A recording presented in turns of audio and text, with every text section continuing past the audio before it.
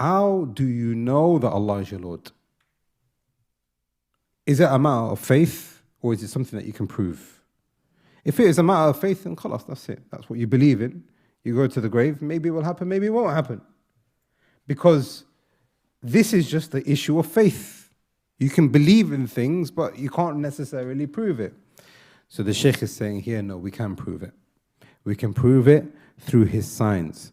Then say, how do you know your Lord exists? Then say, through his signs. And those things which he has created. And from his signs are the night and the day, the sun and the moon, and what he has created, subhanahu wa ta'ala, from the skies above us, and everything that you see on earth, and everything that is in between them. How did they get here otherwise? Hence you know that these are the signs of your Lord exists, subhanahu wa ta'ala.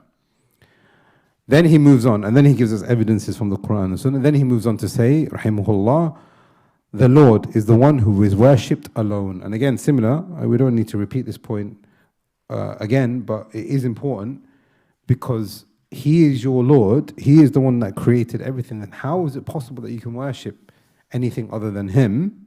Ibn Kathir, rahimahullah, in the ayah in Surah Al-Baqarah, where Allah subhanahu wa ta'ala,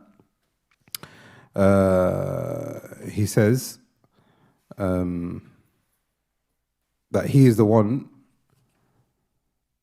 who created the heavens and the earth. يا أيها الناس اعبدوا ربكم الذي خلقكم والذين من قبلكم لعلكم تتقون الذي جعل لكم الأرض فراشا والسماء بناء, until the end of the ayah. And this is the ayah number 21 and 22 from Surah Al-Baqarah, meaning worship your Lord alone, who is the one that created everything. Ibn Kathir, in the tafsir of this, he says that the creator of these things is the one who deserves to be worshipped. So this is precisely the point that we're making. Allah subhanahu wa ta'ala is the one that created you, continues to give to you, continues to provide for you. Why would you want to worship anything else? Nothing other than him deserves to be worshipped because he is the Lord. If you were to worship anything other than him, then you are worshipping something that he's created anyway. So it's futile.